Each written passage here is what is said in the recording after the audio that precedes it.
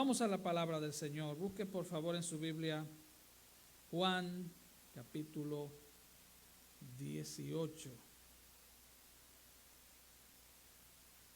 Juan capítulo 18.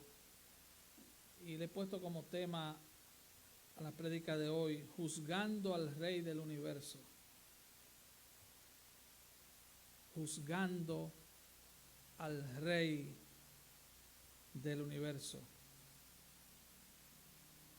Tuve la idea también de ponerle juzgando al juez del universo, pero nos quedamos con ese tema, juzgando al Rey del universo. Juan capítulo 18, sus versículos del 28 al 38. Cuando lo tengan, dígame amén, por favor. Amén. Y leemos en el nombre del Señor.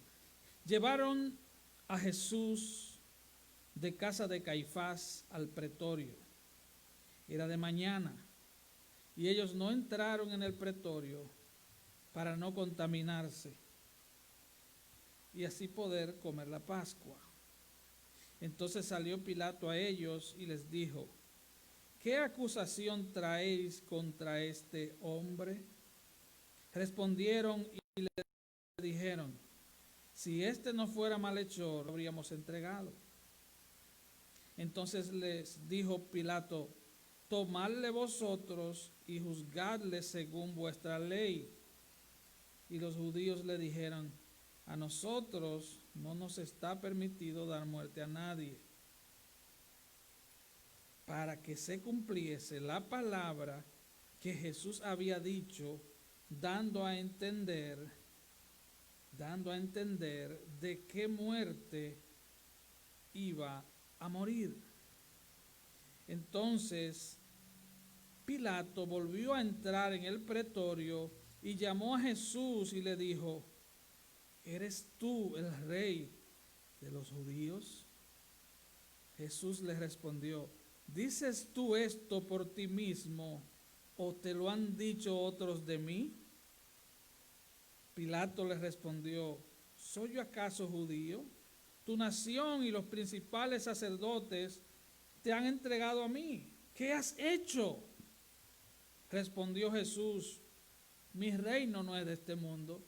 Si mi reino fuera de este mundo, mis servidores pelearían para que yo no fuera entregado a los judíos.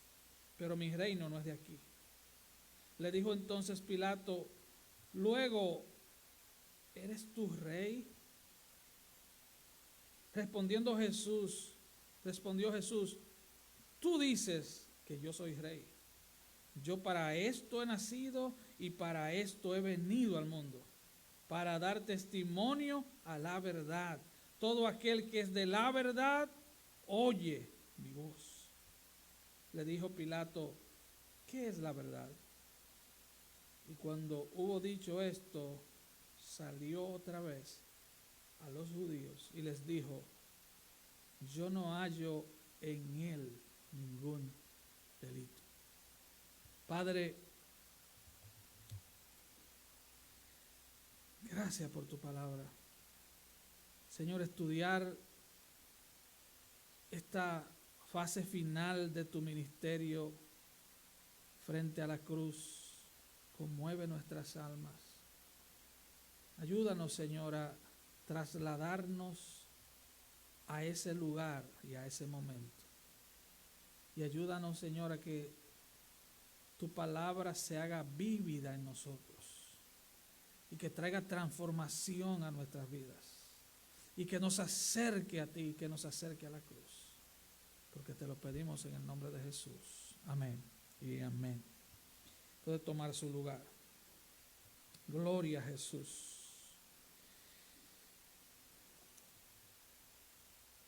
Al concluir los juicios religiosos, recuerde que hablábamos el pasado domingo de que nuestro Señor se enfrentó a 6 juicios. Y a mí particularmente me llama la atención el detalle de la prisa que tiene su base bíblica, porque debía ser en la celebración de la Pascua. Por tanto, Jesús es el Cordero de Dios que quita el pecado del mundo. Pero lo hicieron apresurado, y esos 3 juicios religiosos lo hicieron de noche y lo hicieron en casas privadas, en violación total a la ley. Como alguien dijo, nunca en el mundo se ha celebrado ni se celebrarán juicios tan injustos contra un ser tan justo. Nunca. Es verdad que vivimos en un mundo caído donde se declara culpable al inocente y se declara inocente al culpable. Eso es cierto. Muchas veces vemos en las noticias cómo personas se burlan de los sistemas judiciales simplemente porque tienen medios financieros para hacerlo. Pero nunca en nuestra historia ni en lo que vendrá se juzgará a un ser tan santo como Él. Él es la imagen misma, la sustancia misma de Dios. Él es Dios, Él es el santo de Dios. Ahora, vemos en estos textos cómo el amigo de pecadores se enfrenta al odio de los pecadores. Cómo el juez del universo lo juzgan jueces humanos. Vemos cómo el exaltado Señor de gloria es burlado a través de golpes, de saliva de sus enemigos. Vemos cómo el santo ser fue tratado como un criminal, fue atado. Vimos la semana pasada que entre un juicio y otro lo dejaban amarrado afuera. En horas de la noche, cuando hacía mucho frío. Así trataron a nuestro Señor. Así trataron al Maestro. Así trataron al Rey del universo.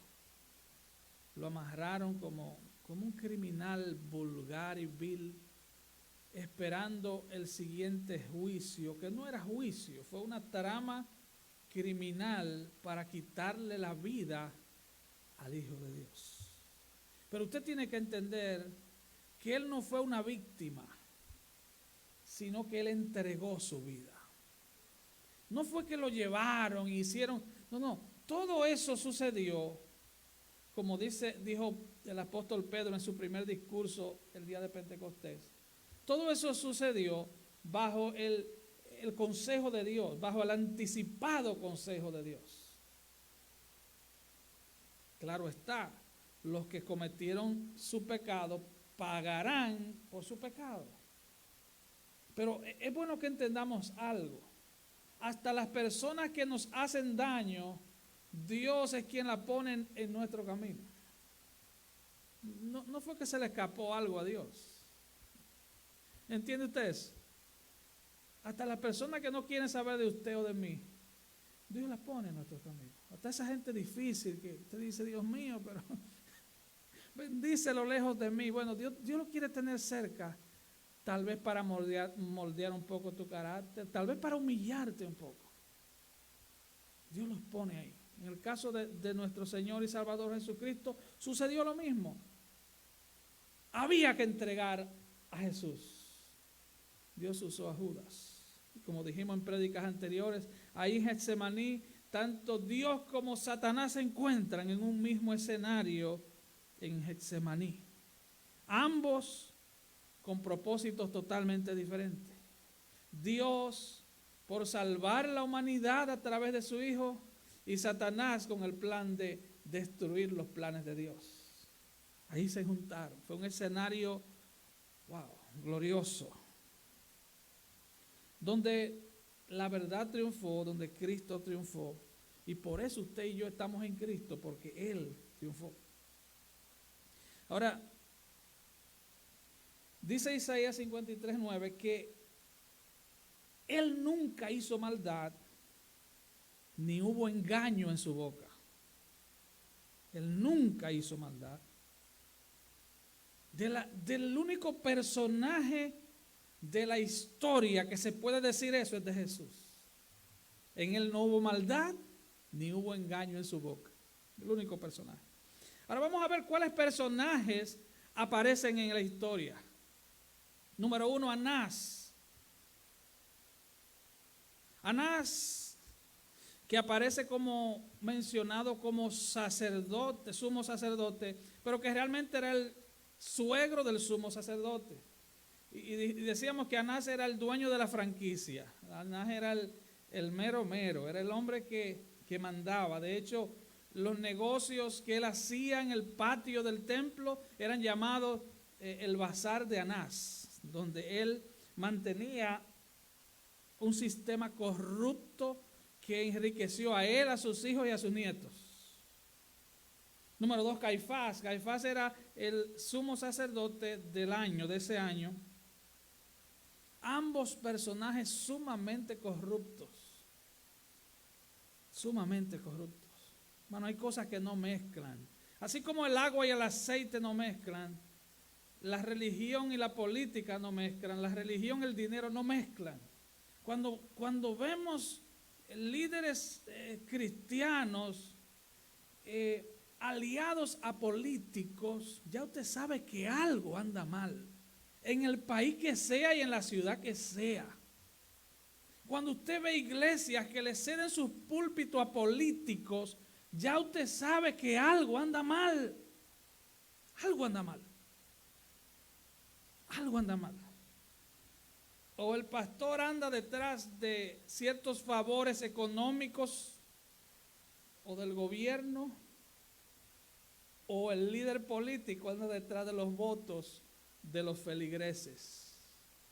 Y al fin y al cabo, oigan bien, tratan a la iglesia como borregos. Quieren el voto de ellos. Así que abra los ojos. Cuando usted ve esas mezclas raras, abra los ojos. El día que usted vea a un político aquí promocionándose, diga, esto se acabó. El púlpito es el trono de la palabra, donde su palabra tiene que ser predicada con fidelidad. Donde su palabra y el Dios de la palabra tiene que ser exaltado. No importa quién sea el pastor, tiene que ser exaltado Dios, y Él solo es exaltado cuando su palabra es predicada con fidelidad. No es un que yo traje un mensaje conforme a mi corazón. No, yo no puedo traer un mensaje conforme a mi corazón. ¿Sabe por qué? Porque mi Biblia me dice que mi corazón es engañoso. Engañoso y perverso es el corazón, más que todas las cosas, dice la Biblia. Así que yo no puedo traerle un mensaje conforme a mi corazón. Yo tengo que traerle un mensaje conforme a la Biblia. Tampoco puedo venir, no sé, de donde yo vengo, cuando no había leche para darle a los bebés, le daban una agüita endulzada o le daban un tececito ahí de alguna hojita que conseguían, ¿verdad? Entonces, hay congregaciones donde siempre le dan tececito endulzado a la gente para que se mantenga contento y bote los gases. Eso es un crimen, hermano. Que usted tenga años en la iglesia escuchando mensajitos de agua dulce. Usted y yo, los evangélicos, los cristianos, y el impío necesita el evangelio.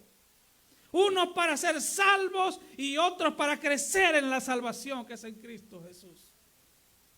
No podemos mantenernos con tececitos para sacar los gases. Necesitamos vianda, comida que nos haga crecer, que nos haga enojar con nuestro propio pecado y nos haga salir cada día un poco más de la idolatría que reina en nuestros corazones, el suyo y el mío. Así que aquí vemos a Anás y Caifás, el dúo dinámico de ladrones religiosos.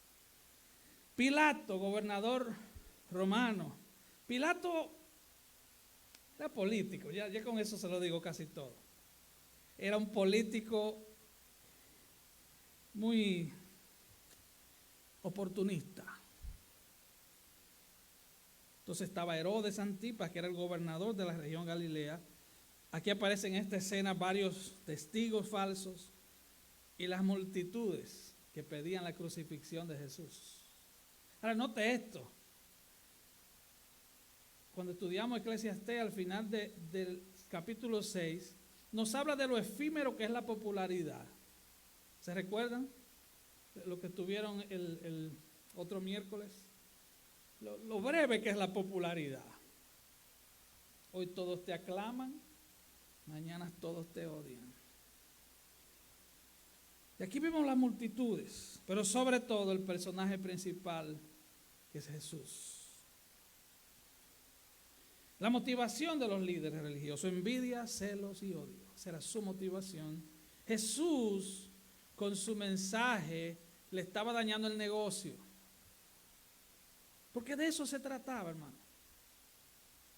Se trataba de un negocio. Ellos tenían el monopolio, la hegemonía de la religión judía. Y vino este hijo de un carpintero a dañarles el negocio. Y ellos desde el principio querían matar al Señor. Si ustedes ven los evangelios desde el principio. Ahora, él siempre decía: mi hora aún no ha llegado. Porque Dios ha establecido un tiempo para cada cosa. Es por eso que los cristianos tenemos paz. Hermanos, por más cosas que usted vea que pasen, tenga paz. Porque el Rey del universo está en control. Él está en control. Si Él tiene un contado los cabellos de tu cabeza, hermano, según las estadísticas, se le pueden caer cientos de hebras de cabello al día a una persona. Y no quedar calvo, obviamente. Y el Señor las tiene contadas. Ahora hay cosas muchísimo más importantes que tu pelo, que Dios controla. Amén. Que Él está en control de lo más mínimo y de lo más grande. Él está en control. Él sabe, Él conoce el número de tus huesos, de tus vasos capilares, de tu nivel de hierro en la sangre. Él conoce cada detalle de ti. Eso nos debe dar paz. Jesús no había sido entregado porque su hora no había llegado.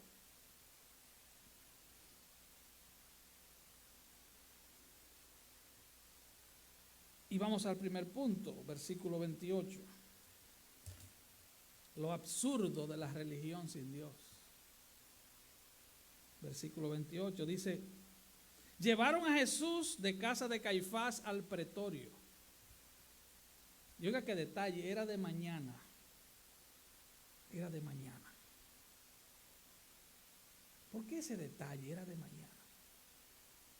No lea la Biblia corriendo. Era de mañana, eso quiere decir que los 3 juicios religiosos los celebraron de noche.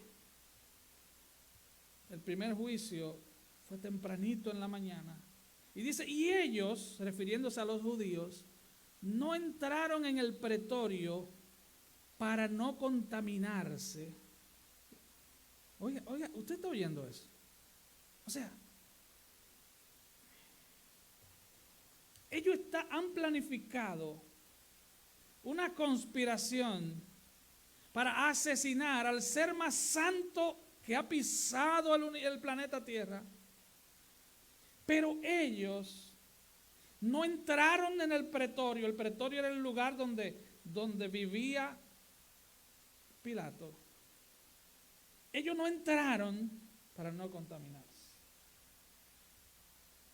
Los judíos creían que si un judío entraba a la casa de un gentil se contaminaba, porque ellos decían que los gentiles tiraban por el drenaje los abortos, los fetos de los niños, y ellos no podían contaminarse con cuerpos de muertos.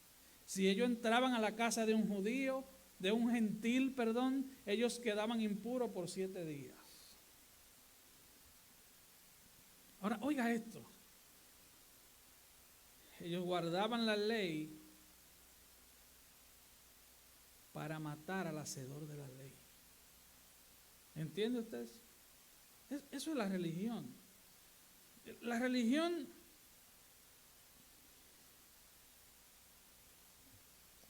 religión sin Dios es una desgracia, hermano.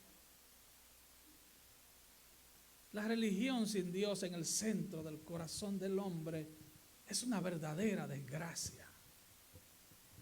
La religión te dice, ponte tal vestidura, ponte esto, no te pongas aquello. Pero el corazón está podrido. Y el problema de ellos con Jesús era ese, que él les decía, ustedes son un sepulcro blanqueado. Ustedes se ven bonitos por fuera, ustedes se ven muy santos, pero ustedes están llenos de gusano y de podredumbre. Hermano, hermana, te puedes vestir lo más elegante que te vista. Eso no habla nada de tu evangelio, de tu cristianismo. Digo, eso no es un llamado al libertinaje tampoco. Estamos entendiendo eso, ¿verdad? Porque un hombre o una mujer debe vestir de acuerdo a lo que es. ¿Sí o no? O sea, una mujer que ande vistiendo sensualmente, obviamente que lo que quiere es atraer hombres. Eso es algo obvio, ¿no? O sea, una mujer que trate de ser provocativa fuera de su casa y del entorno de su esposo, obviamente que necesita un cambio de vida. Eso es obvio. No podemos ir a los extremos. Todos los extremos son malos. Ahora, pensar y creer que el cambio de vida en Cristo comienza con una falda larga es una tremenda ignorancia. Que la falda larga la venden allí, la venden en la esquina. Hasta en una venta de garaje en $1, una falda larga. Ah, ya soy evangélica. No, cuida tu lengua, hermano. Recuerdo aquella anécdota de Charles Spurgeon, aquella hermanita rajatabla que siempre andaba mirando todo y criticando todo. Entonces, aquel día le cogió con la corbata del predicador y le dijo que por qué él tenía la corbata tan larga ese día. Y le dijo, hermana, tráigame una tijera, venga, vamos a resolver eso. Cuando él le da la tijera, le dice, saque la lengua. ¿Pero por qué? Saque la lengua, yo le corto un pedazo de la lengua y yo me corto un pedazo de la corbata. Deberíamos hacer eso frecuentemente. Vamos a nombrar un diácono con una tijera, alguien que sea bien fuerte. Vamos a ver si alguien se anima. Hermanos, la religión sin Dios es absurda, es una desgracia, porque trata de hacer cosas para Dios, dándole las espaldas a Dios. Por eso es que dice la Biblia que un corazón contrito y humillado, Él no rechaza. Esta gente no querían contaminarse ceremonialmente, pero estaban contaminados de odio, de celos, de envidia. Querían matar a Jesús porque Jesús le estaba haciendo sombra, porque su mensaje era diferente, porque él predicaba como quien tiene autoridad, porque las cosas que él hacía nadie podía hacer, porque él demostró que era el Hijo de Dios. Así que podemos hacer cosas para Dios, pero dándole la espalda a Dios. Por lo tanto, Dios aborrece eso, lo aborrece. Ellos planificaron desde el principio matarlo, pero ellos temían contaminarse, porque entonces no podrían participar de la cena de la Pascua. Es absurda la religión sin Dios. Es una desgracia. Lleva a más gente al infierno que todos los demás pecados juntos. Se cree que hay cerca de, hoy decir, 4.200 religiones vivas en el día de hoy. 4.200 religiones en el mundo. Religiones vivas, actuales, vigentes. Y eso nos lleva al segundo punto. El Rey del universo en el banquillo de los acusados. Versículo 29. Y dice así: entonces salió Pilato a ellos. Pilato tuvo que salir, señores. Ellos no entraron. Pilato salió a ellos y les dijo: ¿qué acusación traéis contra este hombre? Se supone, en todo sistema judicial serio, y eso sucedía tanto con la ley judía como con la ley romana. Recuerda, Jesús estaba en medio de dos sistemas judiciales: el sistema religioso y legal judío y el sistema legal romano. Ambos sistemas judiciales planteaban el hecho de que si usted es acusado de algo, quien lo acusa tiene que decir: yo te acuso de que me robaste una gallina. Ok. Es una acusación. Ahora, ¿cuál era el problema? Que aquí no había acusación. Oiga qué respuesta.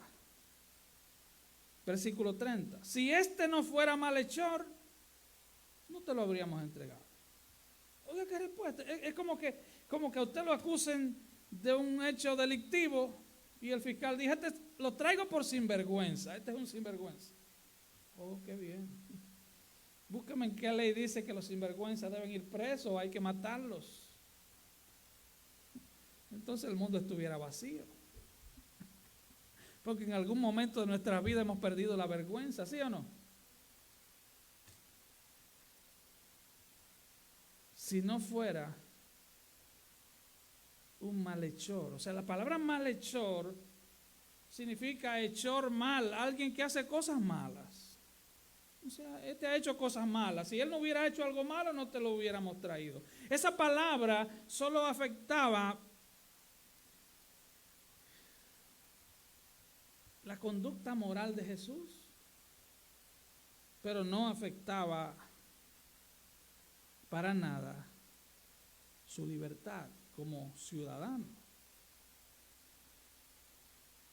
Pilato quería comenzar un nuevo juicio. Él quería que le presentaran evidencias, porque un juicio se trata de evidencias. Es por eso que desde el Antiguo Testamento Dios mismo en su ley prescribe que si van a llevar a un acusado, que no sea sino delante de dos o más testigos. Testigos que concuerden. Y usted va a ver más adelante cómo ellos contratan testigos, pero no concordaban entre sí. Y yo creo que fueron pagados, testigos pagados. Y como lo interrogaron por separado, uno dijo una cosa y otro dijo otra. No tuvieron tiempo de ponerse de acuerdo. Pilato quería comenzar un nuevo juicio. Pilato aquí es el juez. Él es el gobernador de la provincia de Judea. Él es el que está a cargo de la ley, de dictar sentencia. Los judíos no querían a Pilato como juez. Los judíos querían que él ejecutara la sentencia que ya ellos habían dictado. Jesús debía morir.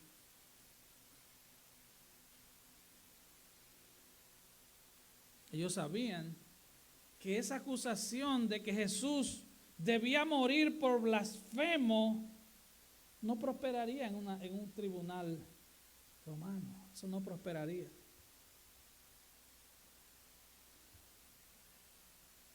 Entonces, esta palabra malhechor insulta el carácter santo y perfecto de Jesús, pero no era una acusación que ningún fiscal pudiera sostener en una corte romana, para nada.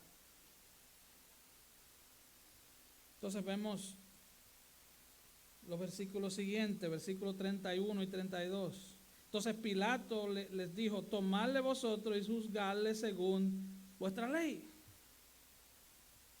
Y los judíos le dijeron: a nosotros no nos está permitido dar muerte a nadie, para que se cumpliese la palabra que Jesús había dicho, dando a entender de qué muerte había de morir. Hermanos, vuelvo y recalco, leamos la Biblia con cuidado. Ellos ahora están diciendo: no, nosotros no podemos matarlo.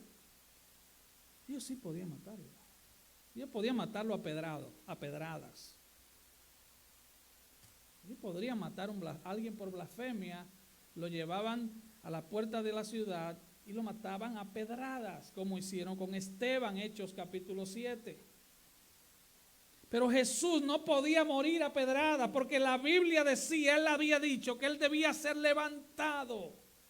Él tenía que morir en una cruz.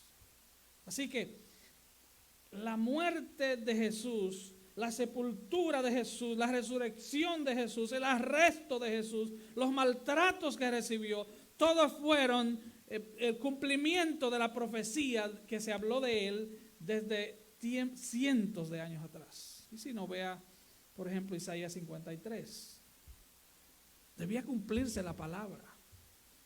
Cuando usted lee las profecías del Antiguo Testamento que hablan sobre el Mesías y ve lo que le pasó a Jesús, usted tiene que caer de rodillas y decir, este era el Hijo de Dios.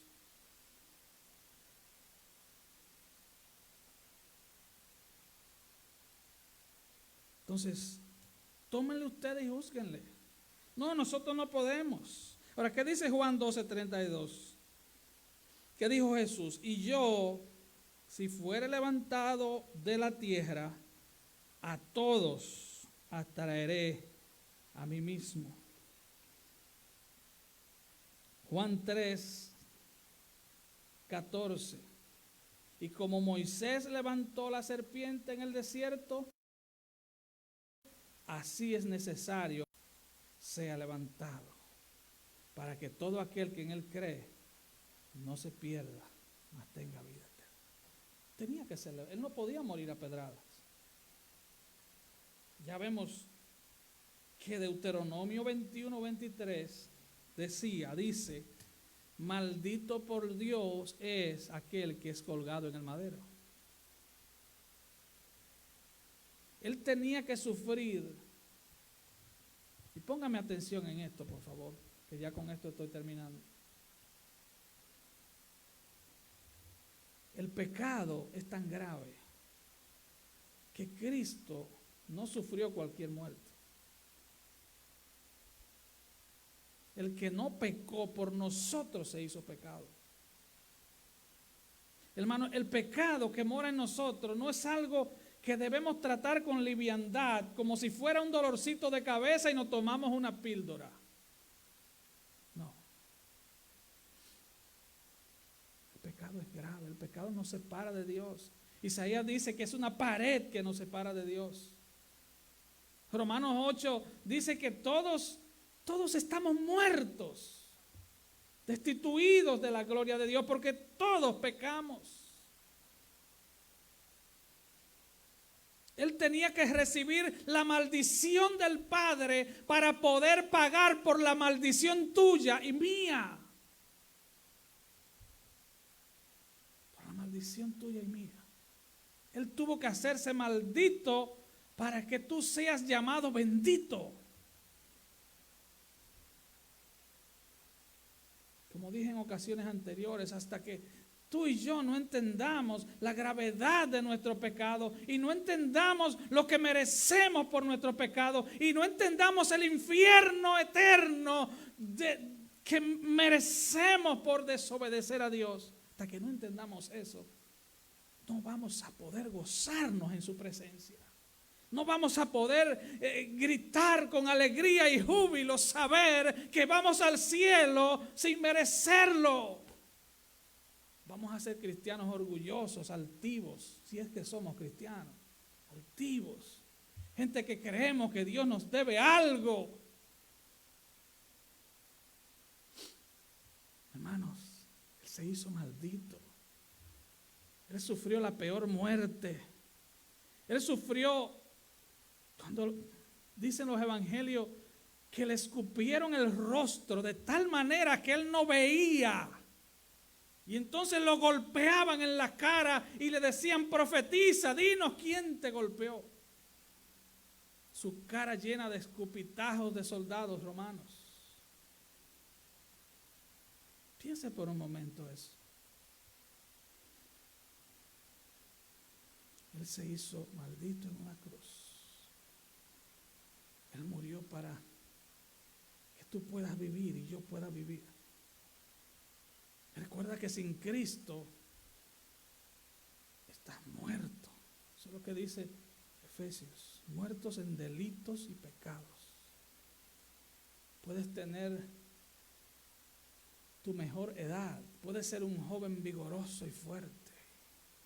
Puede ser que la fama te sonría. Puede ser que tengas puertas abiertas en grande para enriquecerte. Pero sin Cristo estás muerto.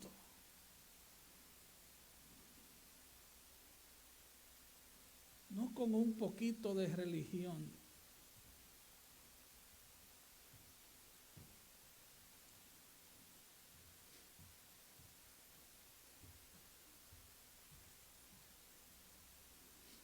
No es un poquito de religión.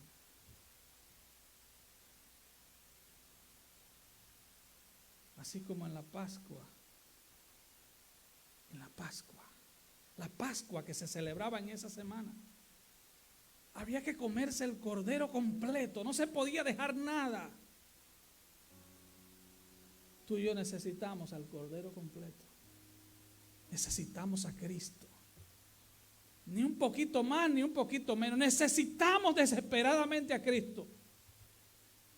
Tu naturaleza pecaminosa y la mía nos dice que necesitamos a Cristo. Necesitamos su palabra, necesitamos el Evangelio.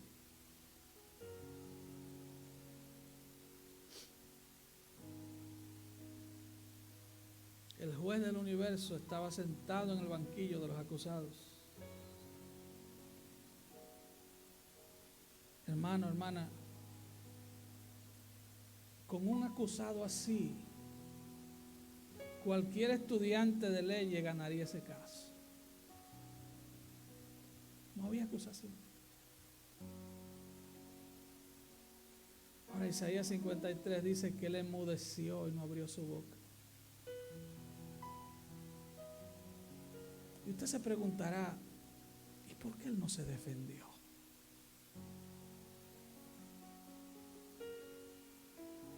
¿Por qué Jesús nunca dijo, yo no he hecho nada, yo soy inocente de todos los cargos? Él enmudeció y no abrió su boca. Y a nosotros tanto que nos gusta defendernos. Hablan un chin mal así de nosotros y nos volvemos procuradores, abogados. Nuestro Señor no abrió su boca. Él encomendó su alma a aquel que lo podría librar de la muerte. Él encomendó su vida al Padre hasta el final, cuando expiró y dijo, en tus manos encomiendo mi espíritu. Hermano, hermana, encomienda tu vida al Señor. Encomienda tu alma al Señor. Hermano, hermana, encomienda tus planes a Él. Hermano, hermana, joven, Él tiene en sus manos tu tiempo. Encomienda tu tiempo al Señor. Aleluya. Póngase de pie, por favor. Y si tú no tienes a Cristo, si tú andas caminando sin Dios y sin esperanza, te tengo una buena noticia. En Cristo hay perdón absoluto y hay salvación, solo en Cristo. Santo Jesús.